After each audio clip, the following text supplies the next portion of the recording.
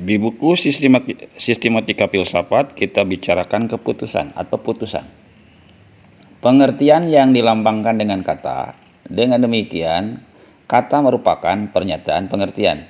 Pengertian masih belum merupakan pengetahuan. Apabila suatu pengertian dihubungkan dengan suatu pengertian lain, baru dibentuk pengetahuan. Hal ini berarti suatu kata dihubungkan dengan kata lain. Dalam hubungan itu Budi bekerja. Ia akui atau ingkari hubungan tersebut.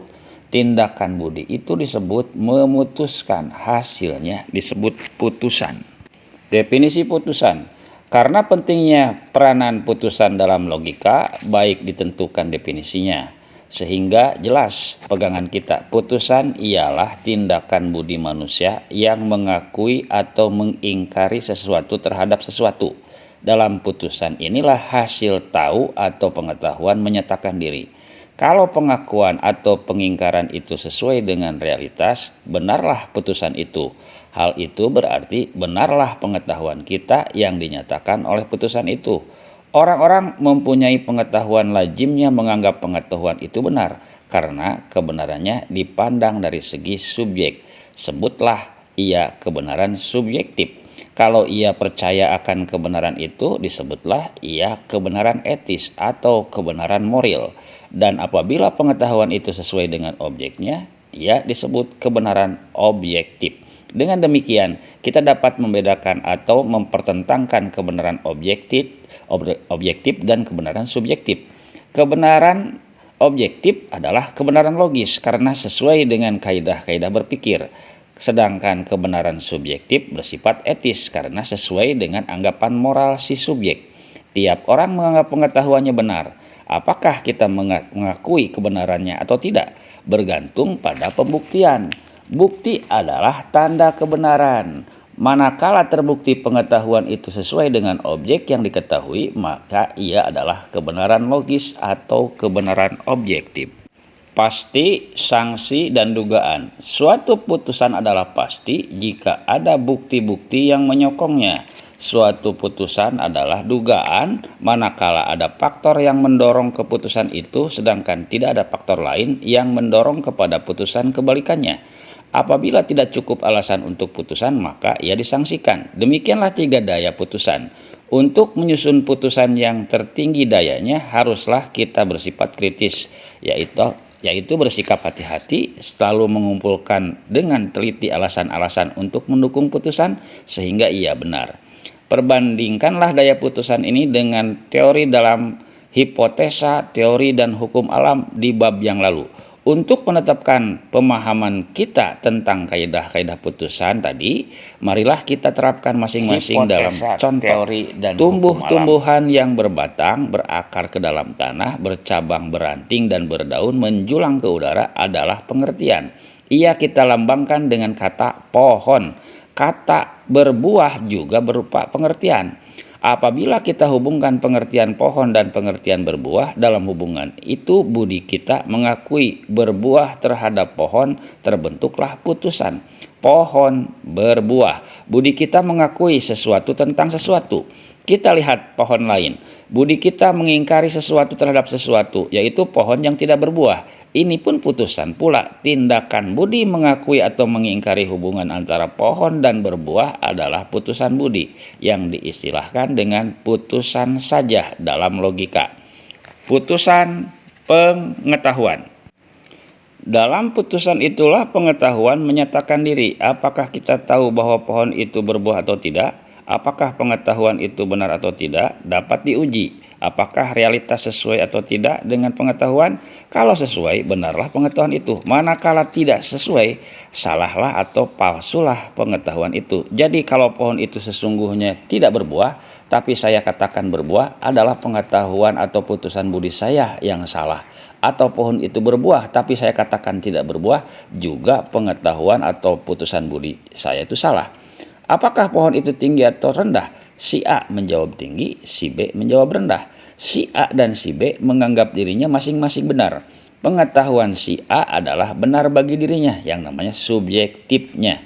Karena itu ia kebenaran subjektif. Demikian pula si B menganggap pengetahuannya itu benar menurut dirinya sendiri, ya ini diri subjek si B. Juga pengetahuan si B itu adalah kebenaran subjektif. Apakah mungkin dua kebenaran subjektif itu tentang objek yang sama? Mungkin saja, bahkan lebih dari itu. Lebih mungkin, masing-masing subjek menganggap pengetahuannya lah yang benar tentang objek yang sama-sama mereka hadapi. Disinilah terletak biang perselisihan.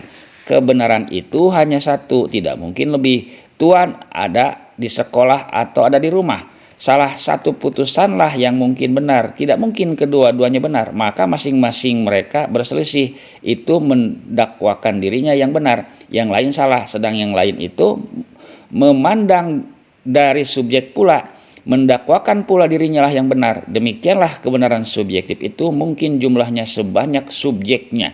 Pepatah mengatakan kepala sama berbulu, pendapat berlain-lain, dan tentu timbul perselisihan antara masing-masing subjek karena masing-masing menganggap dirinya lah yang benar. Perselisihan jenis ini banyak kita jumpai dalam kehidupan sehari-hari. Perselisihan antara subjek itu dapat kita selesaikan dengan kebenaran objektif. Tidak berpihak kepada salah seorang subjek, tapi menyatakan objek menurut apa adanya. Tentang pohon itu yang bermacam-macam anggapan subjek, tinggi, rendah, sedang, tinggi sekali, rendah sekali, dan sebagainya. Kita suruh objek itu sendiri yang menyatakan bagaimana adanya dan apa adanya. Masing-masing subjek yang berselisih mengakui bahwa panjang yang 1 meter memang 1 meter adanya. Dengan meter diukurlah pohon itu. Menurut ukuran meter yang objektif, tinggi pohon itu 8,5 meter. Tinggi objek itu adalah 8,5 meter. Ini bukan anggapan subjek, tapi kepastian menurut adanya objek itu. Ini adalah pengetahuan objektif. Pengetahuan objektif yaitu pengetahuan yang berpangkal pada objek, bukan pada subjek. Apabila pengetahuan itu sesuai dengan bagaimana adanya objek itu, disebutlah pengetahuan itu kebenaran objektif. Maka subjek yang berselisih itu bersatu pendapat dalam pengetahuan dan kebenaran objektif. Apabila terjadi perjodohan, pihak perempuanlah yang harus melamar, bahkan menjemput pihak laki-laki menurut orang Minang. Setelah perkawinan itu, si laki-lakilah yang berpindah tempat tinggal di rumah milik istrinya, memakan nasi istrinya, dan anak-anak yang lahir bukanlah hak si suami dan kaumnya, tapi hak si istri dan kaumnya. Apakah tindakan atau putusan-putusan demikian benar? Orang-orang Minangkabau yang berpegang pada adatnya menjawab, itu memang benar. Mereka itu percaya bahwa yang demikian itu benar. Inilah yang dimaksud dengan kebenaran etis atau kebenaran moral. Yang demikian itu adalah benar menurut etika atau moral orang-orang Minangkabau. Tetapi Jawa akan menyanggah, itu tidak benar. Yang benar adalah kebalikannya, sesuai menurut apa yang kami lakukan. Laki-laki yang melamar dan menjemput, si istri dibawa oleh suami ke rumahnya, diberinya makan, pakaian, dan lain sebagainya. Dan anak-anak yang lahir adalah hak si suami dan kaumnya, bukan hak si istri dan kaumnya. Benarkah cara penjodohan dan berumah tangga seperti ini? Ya, juga benar menurut moral dan etika orang-orang Jawa. Mereka percaya bahwa ini adalah kebenaran. Ini adalah kebenaran etis atau kebenaran moral. Kalau begitu ada dua kebenaran etis. Lalu bagaimana? Lebih pun mungkin, yaitu sebanyak etika-etika yang ada tentang objek yang sama. Kebenaran etis tidak mungkin diuji. Ukuran objektifnya tidak ada. Etika adalah soal penilaian. Nilai itu bersifat ideal, tidak real. Karena itu kebenaran etis tidak mungkin dibuktikan. Soalnya kita terima atau tidak, kita percaya atau tidak, dan mereka yang tidak menerima atau tidak mempercayainya adalah mereka yang menerima atau mempercayai kebenaran etis lain. Demikianlah telah kita terapkan pula dalam contoh-contoh kaidah-kaidah putusan. Peran putusan. Putusan amat penting peranannya dalam pemikiran, selanjutnya dalam tindakan dan laku perbuatan. Apa yang dalam ucapan sehari kita sebut sebagai pendapat, menurut logika adalah putusan. Apabila putusan budi itu diterima dan diperkuat oleh hati, lahirlah kemauan. Kemauan adalah awal laku perbuatan yang merupakan realisasi putusan budi itu. Tindakan dan laku perbuatan kita sehari-hari atau sekali-kali dapat dibagi dalam dua. Satu, tindakan dan laku perbuatan yang serta-merta dan menurut kebiasaan atau otomatis. Kedua, tindakan dan laku perbuatan yang berdasarkan putusan budi. Tindakan laku perbuatan yang serta-merta dan itu tidak banyak, ia timbul karena keadaannya yang amat peka atau tiba-tiba mencetuskan kepekaan yang berlebihan. Misalnya, ketika saya melihat seorang anak tersungkur di jalan, sementara mobil berlari kencang ke arahnya, serta-merta saya melompat menolong anak itu karena takut akan diadukan kepada polisi. Perjanjian yang didesakkan kepada saya, serta-merta saya terima. Tindakan yang kita lakukan otomatis ialah yang ditanamkan kepada kita sebagai kebiasaan. Ketika bangun pagi, otomatis kita pergi ke kamar mandi. Sesudah itu otomatis kita berpakaian, makan, pergi ke kantor atau sekolah. Tindakan yang tidak merupakan peristiwa sehari-hari kita lakukan dengan putusan budi. Demikian pula tindakan yang kita pandang serius kita kerjakan setelah memikirkannya dengan matang. Apabila kita teliti kalimat-kalimat kita ucapkan dan tindakan yang kita lakukan sehari-hari, ratusan bahkan mungkin ribuan putusan yang dilakukan budi kita. Tiap kalimat yang kita ucapkan adalah putusan budi yang dinyatakan dengan susunan kata. Tiap tindakan adalah putusan budi pula yang diwujudkan dalam perbuatan, dan ucapan serta tindakan itu akan tidak benar, salah atau palsu manakala putusan dilakukan tidak mengindahkan atau tidak menurut kaidah-kaidah putusan logika. Dengan demikian jelaslah betapa besarnya peranan putusan yang diatur oleh logika dalam berkata dan bertindak dalam kehidupan sehari-hari. Maka pentinglah kita menguasai dan menerapkan dalam pikiran kaidah-kaidah putusan yang terurai berikutnya. Macam-macam putusan dan pertentangan dalam putusan. Putusan sama dengan kalimat. Putusan yang dilakukan budi diucapkan dalam bentuk kata-kata, maka terciptalah kalimat. Kalimat memberitakan suatu tentang sesuatu. Pohon itu berbuah misalnya. Ini ialah kalimat. Ia memberitahukan berbuah tentang pohon. Tata bahasa menamakan sesuatu itu predikat, sedangkan tentang sesuatu itu dinamakan subjek. Dalam logika dipakai tanda P untuk yang pertama dan tanda S untuk yang kedua. Sehingga kalimat pohon itu berbuah disalin dengan tanda-tanda logika itu seperti S atau P. Pohon itu tidak berbuah sama dengan S dan tidak P. Ada 5 macam putusan dipandang dari segi bahan, jumlah, sifat, hubungan subjek dan predikat serta modalitas. 1. Dipandang dari bahan. Putusan itu dapat bersifat analitik atau bahasan atau sintetik atau himpunan. A. Dalam putusan analitik predikatnya adalah keharusan bagi subjeknya. Sapi ialah hewan, harus jadi hewan. Jambu ialah buah-buahan. Sapi tidak mungkin dikatakan bukan hewan. Jambu tidak mungkin dikatakan tidak buah-buahan. Putusan ini adalah seharusnya dapat kita ketahui sendiri dengan analisa subjek. Putusan analitik tidaklah sesungguhnya memberikan pengetahuan baru kepada kita. Pengetahuan yang kita perdapat telah terkandung dari semula dalam putusan. B. Dalam putusan sintetik, predikatnya tidaklah merupakan keharusan bagi subjeknya. Contohnya, sapiku kurus, jambu itu manis. Kurus tidak harus merupakan sifat sapiku, dapat juga gemuk, sedang, dan lain sebagainya. Demikian pula manis bukan sifat yang mesti ada pada jambu. Manis adalah sifat aksidensi bagi jambu. Sekalipun sapi itu tidak dikatakan hewan dan jambu itu tidak dikatakan buah-buahan, dengan analisa kita tahu sendiri akan hal itu, bahwa jambu buah-buahan, bahwa sapi itu hewan. Tapi kalau tidak saya beritahu kepada Anda bahwa sapiku kurus dan jambu itu manis, tentu Tuan tidak akan tahu. Karena itu putusan sintetik memberi pengetahuan baru kepada kita. 2. Dilihat dari segi jumlahnya. Dipandang dari sudut kuantitasnya ada 3 macam putusan, yakni putusan umum, sebagian, dan tunggal. Putusan umum atau universal mencakup semua dalam lingkaran subjek. Contoh, semua mahasiswa UNAS hadir dalam disnatalis universitasnya. Seperti telah diterangkan, pengertian umum antara lain dinyatakan oleh kita seluruhnya atau semuanya, segalanya, dan lain-lain.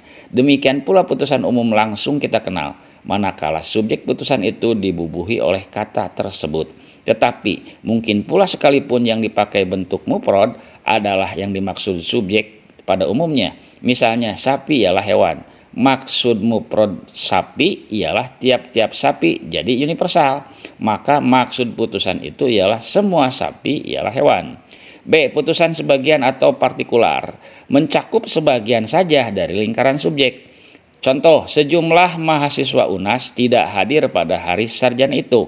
Lingkaran subjeknya ialah mahasiswa UNAS. Putusan partikularnya mengenai hanya sebagian dari lingkaran itu, seperti telah dikemukakan dalam pengertian sebagian.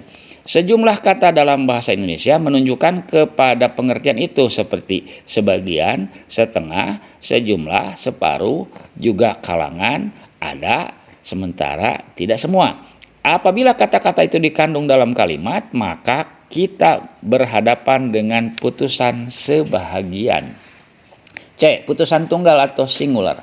Dalam putusan tunggal, subjeknya hanya mengenai satu orang atau satu benda saja. Misalnya, Juber ialah mahasiswa UNAS. Rumah itu milik saya. Juber sebagai subjek mengenai sesuatu orang saja.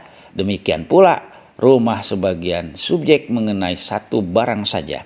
Jumlah yang menunjuk lingkaran subjek perlu diketahui batasan-batasannya untuk dapat menyusun putusan-putusan yang tepat, menganalisa atau mengkritik putusan-putusan yang kita dengar atau baca.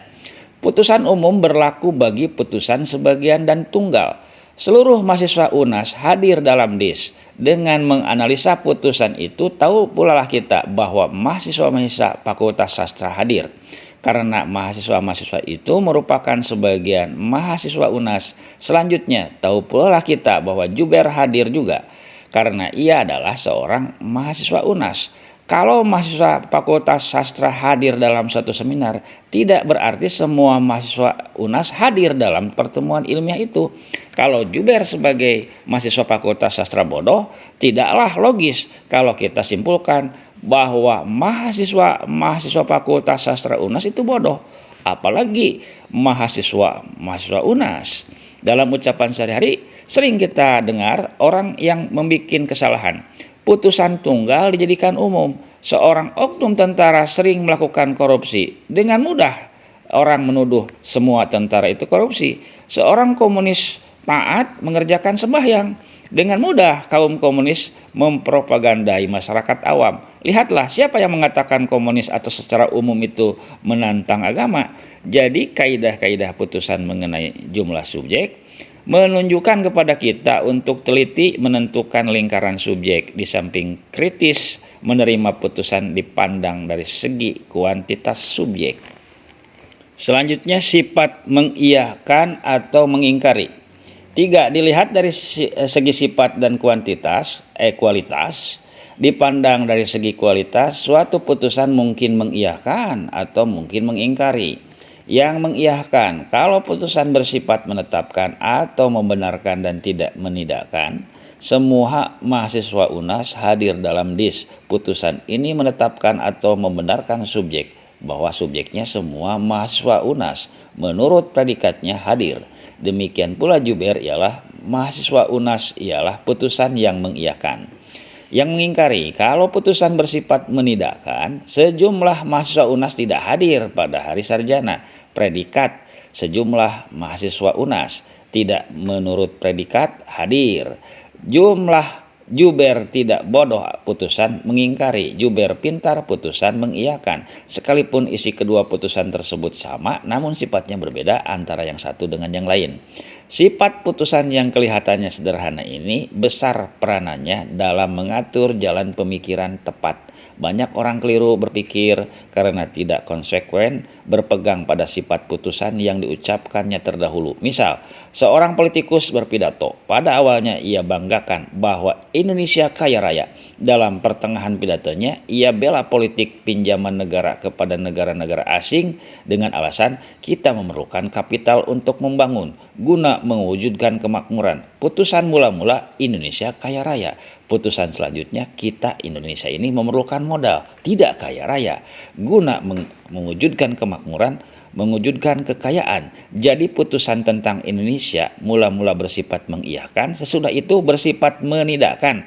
Dalam ucapan orang awam, bahkan juga dalam pidato atau uraian pimpinan-pimpinan masyarakat, sering kita jumpai putusan-putusan yang mengiyakan dan menidakkan bercampur aduk dengan tentang objek yang sama.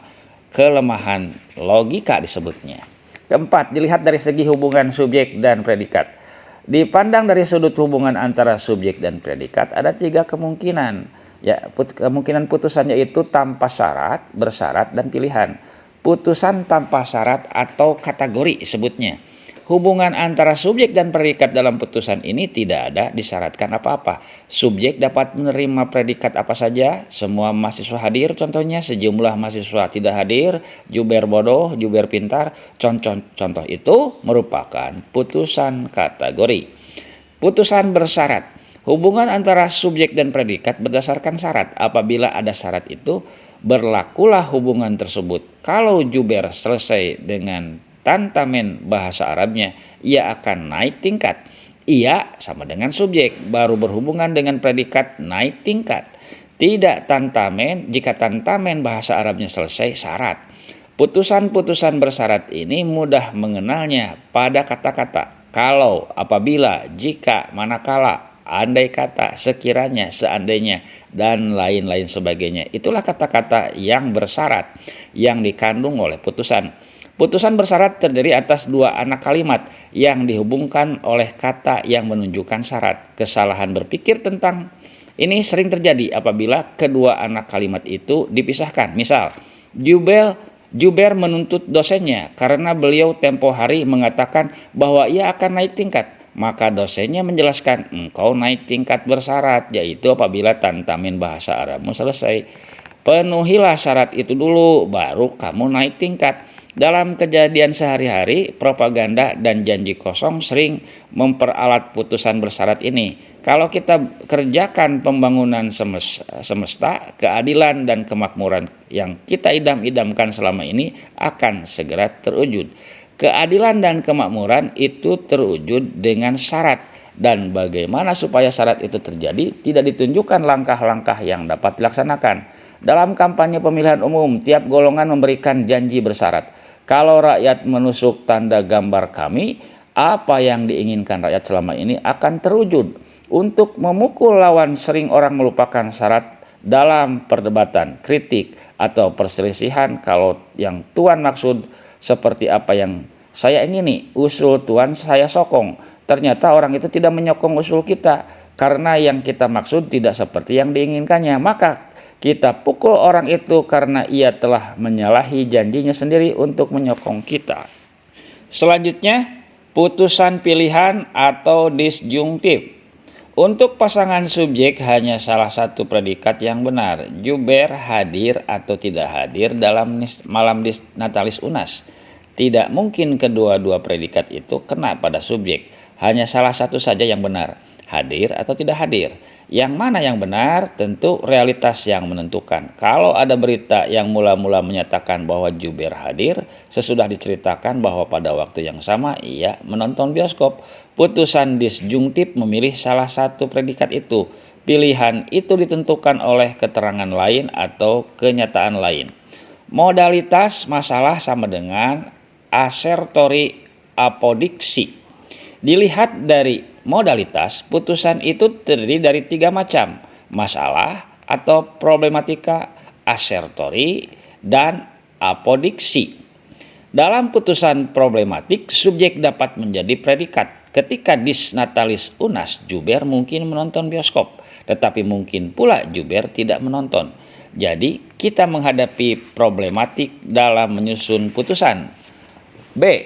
Dalam putusan asertori, berlakunya predikat pada subjek ditetapkan sebagai kenyataan. Juber duduk di antara hadirin dalam perayaan Disnatalis UNAS, maka dikatakan Juber hadir dalam Disnatalis UNAS. Kenyataanlah yang menetapkan berlakunya predikat hadir pada subjek Juber. Dalam putusan apodiksi, predikat harus berlaku pada subjek. Malam adalah gelap. Tidak mungkin malam itu terang, harus gelap. Api itu panas, panas harus berlaku pada api.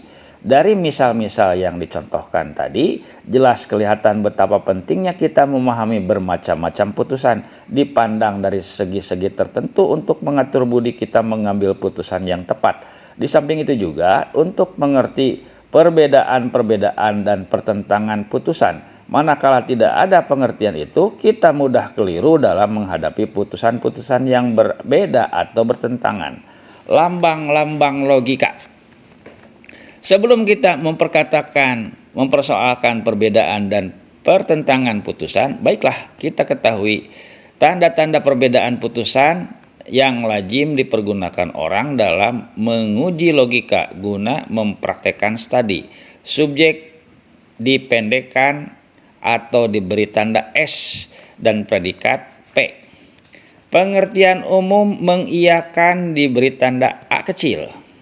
Pengertian sebagian mengiyakan diberikan tanda I kecil. Pengertian umum mengingkari diberikan tanda E kecil. Pengertian sebagian mengingkari diberi tanda O. Tunggal mengiyakan masuk dalam sebagian mengiyakan karena itu juga mempergunakan tanda I kecil. Tunggal mengingkari masuk dalam sebagian mengingkari mempergunakan tanda O. Dengan demikian, semua putusan kita sehari-hari yang kita ucapkan dalam bentuk kalimat tidak keluar dari salah satu kemungkinan A, I, E, O. Misalnya, semua mahasiswa UNAS hadir, S, umum, dan P mengiyakan. Tandanya berarti SAP. Sejumlah mahasiswa UNAS hadir, S, sebagian, dan P mengiyakan, tandanya SIP. Semua mahasiswa UNAS tidak hadir, S umum dan P mengingkari, tandanya SEP. Sejumlah mahasiswa UNAS tidak hadir, S sebagian dan P mengingkari, tandanya SOP. Demikianlah putusan dan tanda-tandanya dipandang dari perbedaan jumlah dan sifat. Perbedaan ini mendapat perhatian khusus logika untuk mengatur putusan yang tepat di samping menunjukkan putusan-putusan yang keliru. Pertentangan putusan. Dua putusan bertentangan manakala mengenai hal yang sama, masing-masing putusan itu berisikan keterangan yang tidak sama. Dua putusan tentang hal yang sama boleh memakai kata-kata yang berbeda asal pengertiannya sama. Misal, semua mahasiswa UNAS hadir, tidak ada mahasiswa UNAS yang tidak hadir. Kedua putusan itu sekalipun kata-katanya berbeda tidaklah bertentangan. Semua mahasiswa UNAS hadir, tidak ada mahasiswa UNAS yang hadir. Kedua putusan tersebut bertentangan sebab putusan kedua berlawanan dengan putusan yang pertama. Pertentangan itu bermacam-macam bentuknya dipandang dari segi jumlah dan sifat, yaitu pertentangan dalam jumlah dan sifat, pertentangan dalam sifat yang jumlahnya umum, pertentangan dalam sifat yang jumlahnya sebagian, dan pertentangan dalam jumlahnya saja. Mari kita bicarakan masing-masing pertentangan itu. Kontradiksi. Kontradiksi atau putusan-putusan berbeda seluruhnya dalam jumlah dan sifat. Semua mahasiswa UNAS hadir. Kontradiksi dengan sebagian mahasiswa UNAS tidak hadir. Jadi SAP. Kontradiksi dengan SOP, semua mahasiswa UNAS tidak hadir. Kontradiksi dengan sebagian mahasiswa UNAS hadir, jadi SEP. Kontradiksinya disebut dengan SIP. Counter. Putusan-putusan tentang bertentangan counter apabila suatu putusan mengingkari putusan lain dengan pernyataan kebalikannya. Semua mahasiswa UNAS hadir adalah counter dengan semua mahasiswa UNAS tidak hadir atau tidak ada mahasiswa UNAS yang hadir. Jadi SAP rumusnya, counter dengan SEP. Selanjutnya subcounter. Ada segi persamaannya dengan counter, yaitu suatu putusan mengingkari putusan lain dengan menyatakan kebalikannya. Segi perbedaannya ialah jumlah counter adalah umum atau A sama dengan E, sedangkan jumlah subcounternya sebagian IO. Sebagian mahasiswa UNAS hadir, subcounternya dengan sebagian mahasiswa tidak hadir. Jadi SIP, subcounternya adalah SOP. Keempat, subalternasi. Putusan-putusan yang hanya berbeda dalam jumlah saja. Semua mahasiswa UNAS hadir, subalternasinya dengan sebagian mahasiswa UNAS hadir. Jadi SAP, subalternasinya dengan SIP. Semua mahasiswa UNAS tidak hadir. Subalternasi dengan sebagian mahasiswa UNAS tidak hadir. Jadi SEP, subalternasi dengan SOP. Ikhtisar 4 bentuk perbedaan itu digambarkan dengan bagan seperti yang tergambar di video ini. Dalam menghadapi putusan-putusan yang berbeda atau bertentangan, hukum pertentangan mencegah budi kita untuk membuat kekeliruan dan memudahkannya meneliti kekeliruan yang dikandung oleh putusan-putusan. Hukum itu adalah sebagai berikut. 1. Hukum kontradiksi. Misal, semua mahasiswa UNAS hadir. Kontradiksi dengan sebagian mahasiswa UNAS tidak hadir. Semua mahasiswa UNAS tidak hadir. Kontradiksi dengan sebagian mahasiswa hadir. A. Jika yang satu benar, maka yang lain harus salah. B. Tidak mungkin kedua-duanya salah. Dan C. Tidak mungkin kedua-duanya benar. Hukum counter, misal, semua mahasiswa UNAS hadir. Counter dengan semua mahasiswa UNAS tidak hadir. A. Kalau yang satu benar, yang lain harus salah. B. Apabila yang satu salah, yang lain mungkin salah, mungkin juga benar. Dan C. Tidak mungkin sama-sama benar, tapi mungkin sama-sama salah. Yang ketiga, hukum subcounter, misal, semua mahasiswa UNAS hadir. Subcounter dengan sebagian mahasiswa UNAS tidak hadir. A.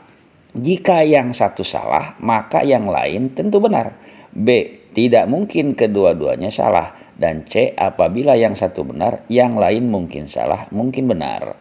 Hukum subalternasi, misal, semua mahasiswa UNAS hadir. Subalternasi dengan sebagian mahasiswa UNAS hadir. Semua mahasiswa UNAS tidak hadir. Subalternasinya adalah sebagian mahasiswa UNAS tidak hadir.